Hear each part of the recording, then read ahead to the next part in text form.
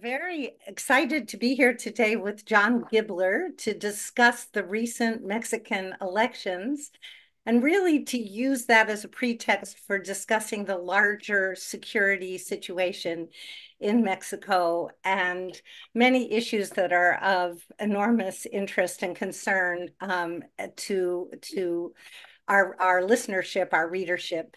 But first, I want to just do a very brief introduction of why John, it's so exciting to be able to be talking to John about these themes. John Gibler's been an independent reporter in Mexico since 2006, when he covered the Zapatistas' other campaign and other insurgencies that resulted in a book called Mexico Unconquered. That was followed by an extraordinarily important book, To Die in Mexico, which I think still is the singularly most important and useful book for understanding the drug war, the war on drugs in Mexico.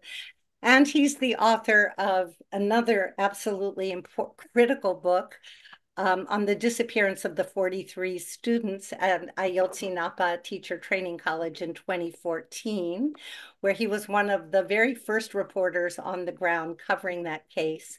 And that is called I Couldn't Even Imagine That They Would Kill Us. And he's written other books and articles, etc., including a recent update on the Ayotzinapa case that was published first in the Washington Post, I believe, in Spanish or somewhere in Spanish, and then reprinted in 3 parts in NACLA, and that's called The Instruction. So with all of that as background, John, what we were hoping today was to start with what's been covered so extensively in the US press, which is the apparent uptick in violence accompanying the election. 36 people, at least at last count that I read, seeking elected office were killed within the last year. And of course, that's very shocking to a US audience. But we really wanted, as I said, to use that as a pretext to enter into a fuller discussion of the security situation. But first, for our listeners, could you just discuss the election panorama, the significance of Claudia Sheinbaum's victory, what that represents, to what extent it was a referendum on the AMLO regime, et cetera. So take it away. Thank you. Thank you very much, Margaret. It's an absolute pleasure to be here with you and with everyone that will be joining us. Margaret is a dear friend, inspiration, and mentor, so excited to be discussing all of this with you. Very briefly, I'll just give the credit to Quinto Elemento, the Mexican investigative journalism electronic magazine or portal, where I first published the piece called The Instruction or La Instrucción last year. It's called Quinto Elemento. It's a great website. I highly recommend it. Okay, so your general kind of panorama questions are vast and they're incredibly rich and deeply important. I'll try to very briefly give some kind of an overview. This year, 2024, for the first time in Mexican history, 2 women were the leading candidates in the presidential elections. One woman, the opposition, was supported by an alliance of 3 parties. And this I have to point out because I think for especially Mexicans of the past, 50 years or so, just seeing these 3 parties' logos together behind one candidate was some kind of a historical slip into schizophrenia, because the 3 political parties that defined Mexican political history during the 20th century in sometimes mortal opposition to each other were all now linked, supporting the same candidate, Xochitl Galvez. This is the PRI, of course, the PAN, and the PRD. And they were running against, and largely, Claudia Sheinbaum, as you mentioned, on the Morena party ticket. Morena didn't exist 20 years ago. Morena, in my interpretation, is a splinter of the PRI. López Obrador himself was a diehard member of the PRI in his youth and splits off after the 1989 formation of the Party of the Democratic Revolution, of the PRD, formed by Cuauhtémoc Cárdenas. López Obrador was a PRD operative and politician for many years. presidential candidate for the PRD many years, very importantly in 2006, when it was widely believed that he won the elections. But even according to official statistics, he only lost by less than half a percentage point.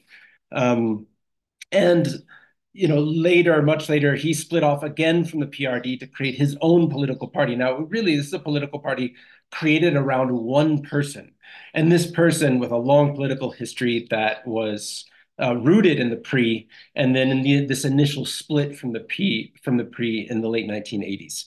López Obrador, again, had been a kind of perennial candidate.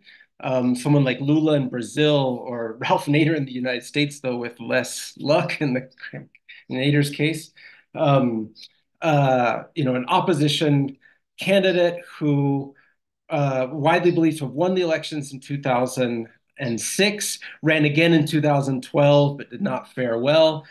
And then, with once again an immense social movement behind him, ran in 2018. I'll try to very briefly talk about what happened between 2006 and 2018 because it's very important. Those are the years during which two successive administrations declared a so-called war on drugs. And this war on drugs was many things at once, but it was never really an attempt to just simply police drug production and drug trafficking and drug consumption in Mexico. It was, I think, and this is, there's been an enormous amount written about this by people in Mexico and in other countries. The war on drugs of Felipe Calderón's administration, 2006, 2012, and then Peña Nieto's administration, 2012, 2018, was simultaneously a disguised war to gain control, territorial control over drug trafficking production and routes and distribution, and a kind of disguised neo-counterinsurgency war that took aim at all manner of insurgent movements and also social movements under the guise of drug land violence. So this isn't entirely different from what the United States has done with its global war on drugs, both in the United States and in Latin America, or to an extent what's happened under the name of the war on terror, right? Where this a pronounced war is actually there's a discursive attempt to, I think, disguise and confuse, create smokescreens around other wars that are taking place. Between 2006 and 2018, real wars were taking place. Violence in Mexico went through the roof. The number of murders went from around 6,000 a year to up to 30,000 a year, where they still stand. The number of people who were forcibly disappeared in the late 90s, early 2000s was less than 50. By 2018, it was only almost 100,000, right? So a nation that had been, by 2018, traumatized by forms of violence, and political violence disguised as drug land violence, and also real drug land violence that itself was borrowing from decades of counterinsurgency and political violence. So again, the idea of forced disappearance, which is an intensely political form, a state form of violence practiced, from the Nazi regime through the military dictatorships in the Southern Cone up to Mexico itself in the 1960s and 70s. And it gets kind of incorporated into the drug impunity, drug war economies in this push of 2006, 2018. So when López Obrador runs and is elected in 2018, it's on the heels of 12 years of insane violence and a kind of broad collective exhaustion and social trauma around that violence. It's largely believed in 2012 that Peña Nieto won actually because people are already sick of violence and they thought, let's just get the PRI back in here because the PRI were crooks, but they knew how to make payments and keep everybody more or less happy. And the violence wasn't so outrageous. And there's a kind of, vox populi idea that that's why Peña Nieto, one of the reasons why he won in 2012. He, of course, did not achieve that. Violence was worse even in his administration. The mass forced disappearance of the 43 students of Ayotzinapa took place under his watch in 2014, and itself would become such an important paradigmatic case because it revealed precisely this interwoven nexus of the state security forces and the drug trafficking organizations, and also, political and economic structures all interwoven there. And López Obrador, famously in his 2018 campaign, when he was asked about violence and he was asked about security issues, he would always say, abrazos no balazos, right? That was his response. He was like, hugs, not bullets. And, he would say things like, let's address the root causes, and let's, just not continue this kind of warmongering discourse and policies. But then what happened is he actually did exactly that. He takes office and he funds and increases the power of the Mexican military more than any president in the country's history. And one might think, oh, well, that's a good thing, right? You increase the power of the military because the military is going to combat these drug traffickers. Well, sadly, that's not the case. And precisely what the Ayotzinapa case once again shows is the interpenetration of the Mexican armed forces in the transnational heroin trade. That's what's been unsayable for these past 10 years, right? That's what two administrations now have done everything possible to try and make it impossible to officially acknowledge and recognize the interpenetration of the Mexican armed forces in the global heroin trade, and then the entire structure of the state jumping into action to protect them and not find disappeared students or do justice.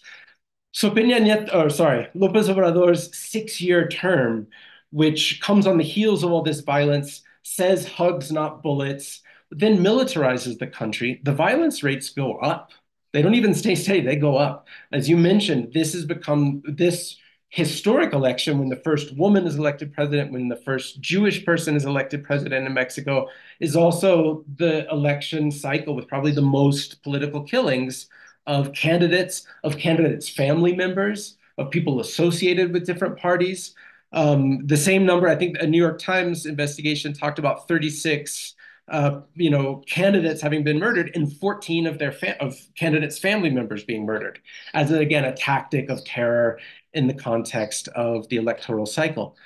So, taking a bit of kind of measure, López Obrador's policy was hug not bullets, but in action, or his discourse was hug not bullets, his policy was militarization.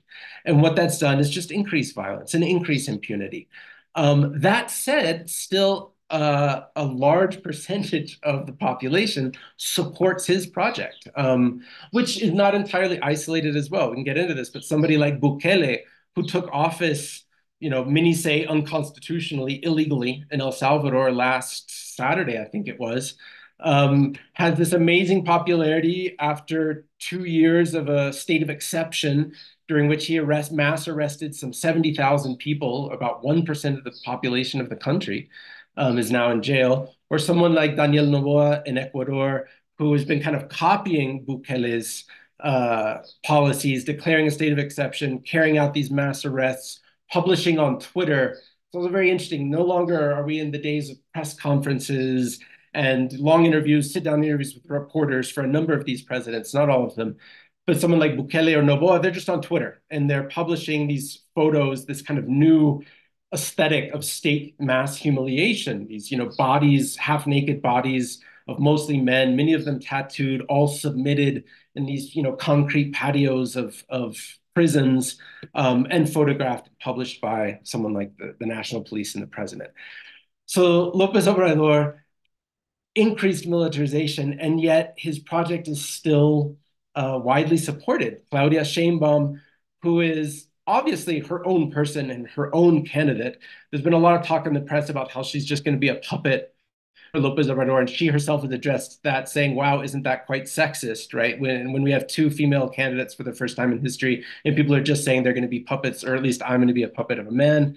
And at the same time, she's very clear on the fact that her campaign is itself kind of a referendum on López Obrador. She has aligned herself, fiercely, closely to López Obrador throughout her entire political career and throughout her entire campaign. We'll see what she does as president, but as presidential candidate, she was an explicit, open advocate of continuing López Obrador's project, which in Mexico is often referred to as the 4T, or the fourth transformation. López Obrador himself self-proclaimed that it was going to be the fourth transformation of the nation. In its modern political history. And she won by like 30 points, some 60%. Xochitl is around, less than 30, and a third opposition candidate, Maynes, with something like 10. That is way too long and twisty. I'm sorry. Hopefully I didn't lose people. Hopefully there's some of it there that's No, I think it was actually excellent. So, John, then the question becomes, there's so many questions, but the immediate one I think is, how do you account for the popularity of López Obrador, which Claudia has inherited? And what can we, and you say that she's proclaimed herself to be a continuation, the second story of López Obrador's fourth transformation. Can we expect anything different from her, based on the fact that she's a climate scientist, and on the fact that she is a woman and some kind of a feminist? Because you haven't mentioned it, but it's implicit. Feminicidio is also an important part of the violence that besieges Mexico. So yeah.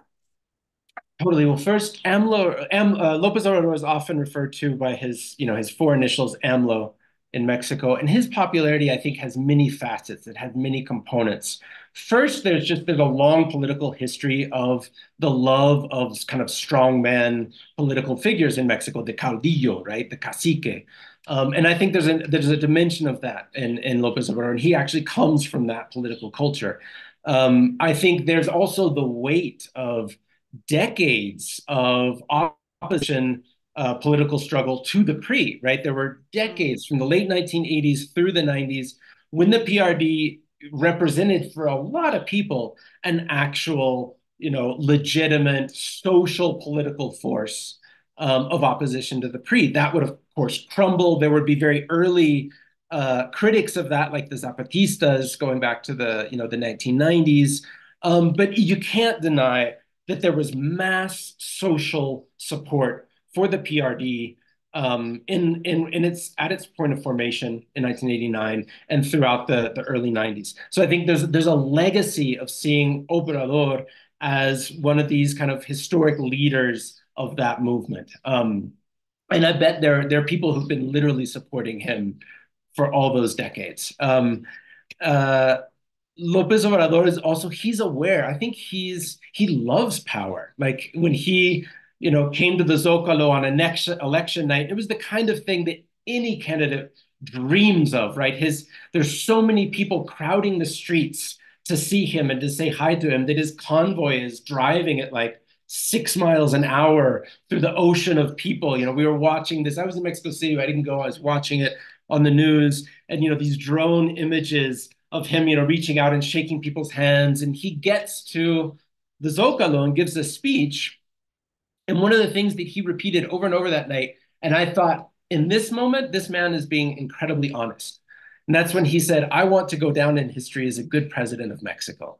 Like he was obsessed already with his image and with the perception. And he wanted to be this, good president, but that's a figure of authority and a figure of power. This is somebody who, a la Fidel Castro or Hugo Chavez, gave a 2 to 4 hour news conference every morning, Monday through Friday, for his entire presidency. That's not someone shying away from cameras or uncomfortable with being in the public spotlight. So there's a part of him also that I think truly embraces and loves and plays with the figure of authority and of power. And okay, so then his actual political career. As mayor of Mexico City, he built a lot of stuff. He built new schools, colleges. He gave out, there's a lot of kind of, social programs, giving scholarships to community colleges, helping out with, school lunch funds, stuff like that. Obviously, pensions and increasing, it was a huge thing. his support for retired people, uh, and that's the kind of populist social assistance program that he's continued. And that's also created a huge base of support. And then I think there's also, I mean, there's a lot of people who want to believe that the political system is somehow salvageable, that some kind of true social change can be enacted on a national scale through electoral democracy. Like I saw that a lot in 2018. People who wanted to believe, it's the same thing happens in the US. Like after 8 years of Bush, which was just like, in my experience, right? In the Clinton years, you talked about US empire and people rolled their eyes at you. They rolled their eyes at me, right? And then in the Bush years, you talked about US empire and people see, yeah, it's horrible, right? Because, the US is out there invading other countries based on lies and, creating situations that lead to hundreds of thousands and millions of deaths. Obama comes along in the campaign of 2008, and there's so many people, my experience of it again, who wanted to believe this can change. We can use the democratic electoral system to create the kind of change we actually want. The campaign itself was very intelligent in that sense, hope and change. And they talked about closing down Guantanamo, and they talked about bringing the troops back immediately and ending all the wars. And what ended up happening? Well, Guantanamo's still open, troops were still in Iraq. They expanded the wars, drone killings expanded. Obama deported more undocumented migrants than any president in U.S. history, etc. But I think something similar happened in Mexico in 2018 of people wanting to believe in the political system still. And that's a part of that popularity. I think a significant portion of that broke off, but there's still a lot of it supporting someone like Claudia. So it's a kind of brief, overly basic sketch, I think, of some of the components of Obrador's popularity. Claudia Sheinbaum, I think to me, she's a little bit of a mystery because she hasn't been as kind of an attention-seeking political figure, even when she was mayor of Mexico City. I will briefly mention, during her time as mayor of Mexico City, there were massive women's uprisings, not only marches and mobilizations, but like micro-focused uprisings of women against feminicide in Mexico City. And Claudia Sheinbaum sent the riot cops in to repress those marches and mobilizations and uprisings, just like any other mayor before her. And in fact, there was a scandalous video that went viral of a young woman who had already kind of fallen down, and a cop ran up and kicked her in the head as she was lying on the ground during one of these. I mean, that's obviously that cop's responsibility, but that cop did that in the course of an order to repress those marches that was supported by the mayor. So there's a dimension of responsibility there as well.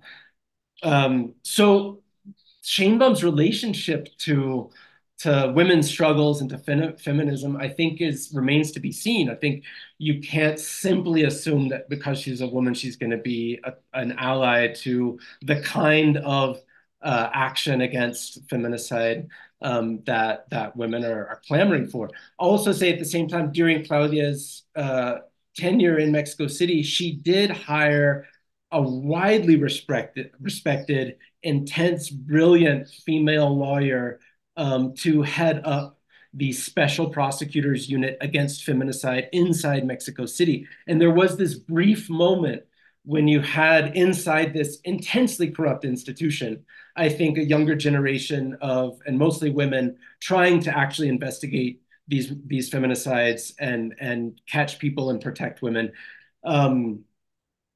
That unit was broken up, which I haven't investigated that personally. I have some friends who have, but it seems like there might be something somewhat parallel to what happened with the Ayotzinapa case, where López Obrador, again, explicitly committing to solving the case, to doing justice. It was the single only, if you will, human rights atrocity after decades of such atrocities that López Obrador explicitly committed to solving and to doing justice. And after 2.5, almost 3 years of an independent special prosecutors unit with a widely respected, serious young Mexican lawyer heading it, who was someone who intimately knew the case, had already worked on the case independently with different organizations for a number of years. as they got closer and closer to documenting the military's participation in the disappearance of the students, from up high, from the Attorney General's office itself, they blew the whole thing up. The guy, the lead prosecutor, Omar Gomez Trejo, whom I profile in that article you mentioned, was forced to leave the country. He resigned, refusing to participate in untoward activities, and left the country. Within a matter of 6 months, his entire team also left their jobs. So within 6 months, the López Obrador administration had completely uprooted the entire independent special prosecutor's office and replaced it with people who know nothing about the case, have no experience investigating forced disappearance, and have done nothing in the now almost 2 years since. So concrete example of López Obrador explicitly committing to solving a human rights atrocity. And when those investigations got too close to the army, shutting it all down and lying through his teeth. Wow, that's a pretty grim panorama, or an unhopeful panorama. I just wonder if we can shift a little to the question of immigration. And I mean, as you probably know, Biden just announced that he's going to close the southern border. And I wonder if you could talk about what AMLO's policies have been as in relation to the Biden administration, well, first Trump and then the Biden administration's efforts to create or commandeer Mexico as a kind of containment space for migrants. So anything that, yeah. Totally. López Obrador in discourse has always, been very nationalist, right? And very like Mexico is an independent sovereign nation. The United States doesn't come here to tell us what to do, et cetera, et cetera. And he did, for example, shift the nature of collaboration of U.S.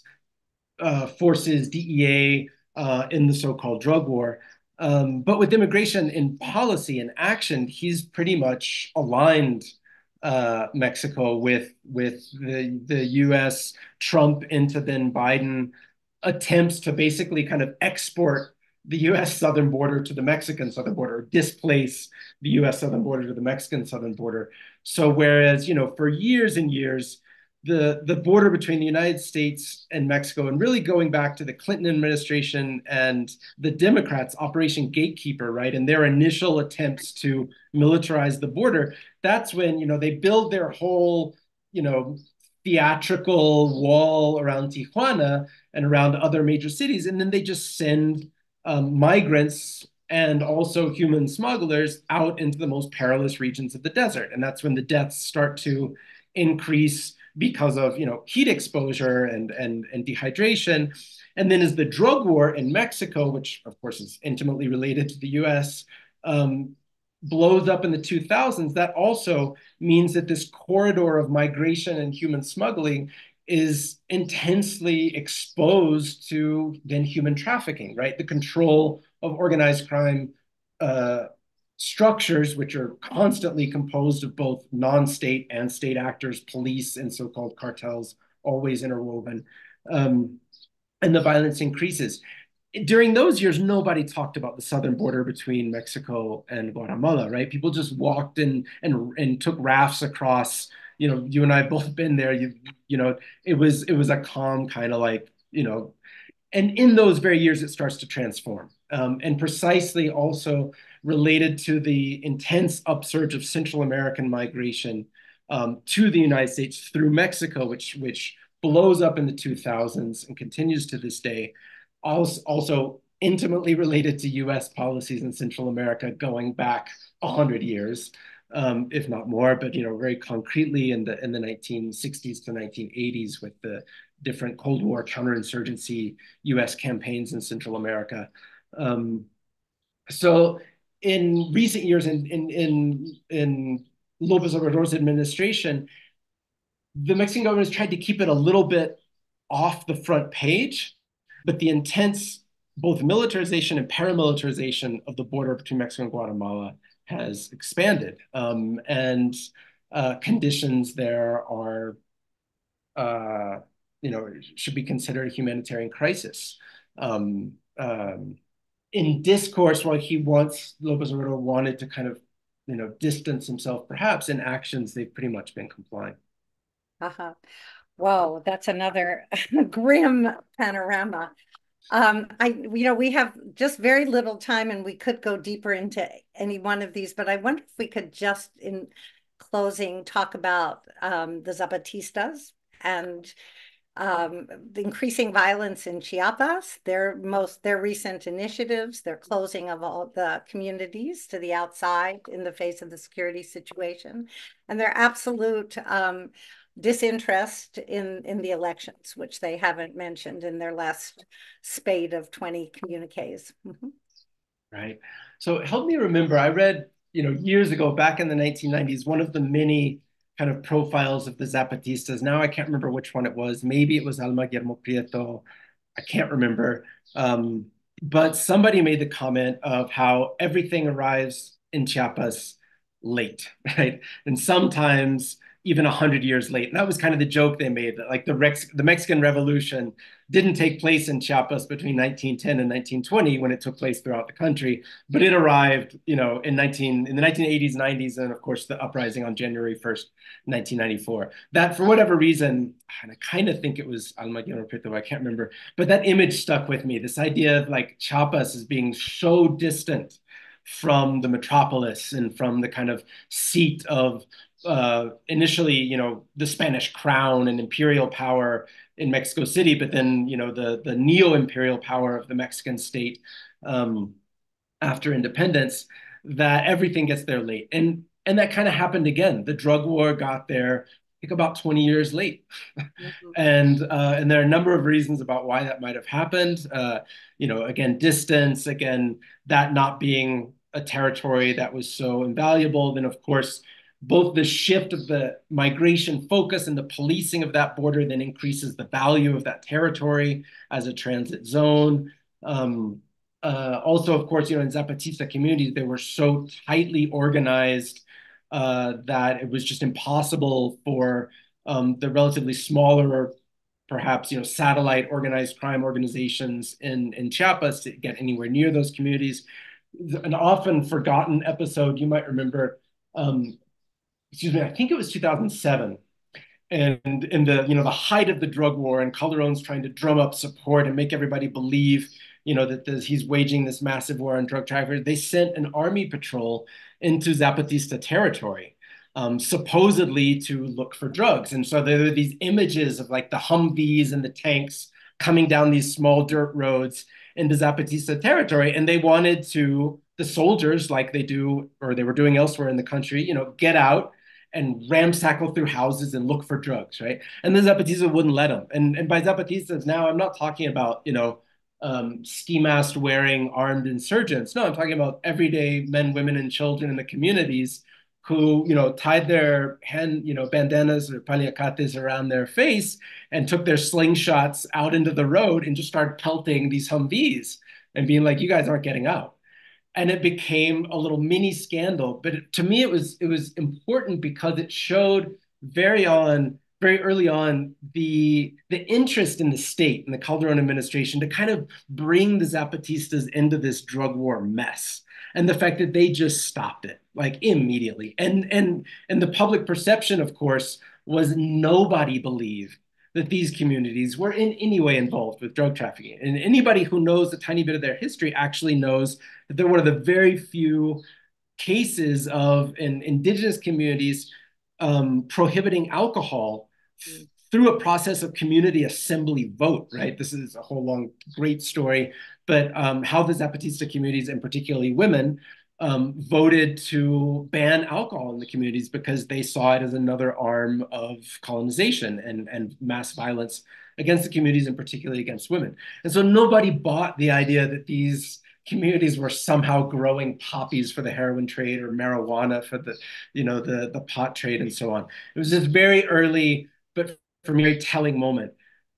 But 20 years later, the security situation, the situation in semi-urban communities or surrounding the Zapatista communities has become so deteriorated and so infiltrated at that point by the drug economy and by the drug security, drug war apparatus that the Zapatistas are now almost surrounded. They're completely enmeshed. They still haven't been, you know, directly attacked or anything like that. But communities very close by have. And you know, there were these videos that were popular online a couple of months ago of these convoys of Sinaloa cartel.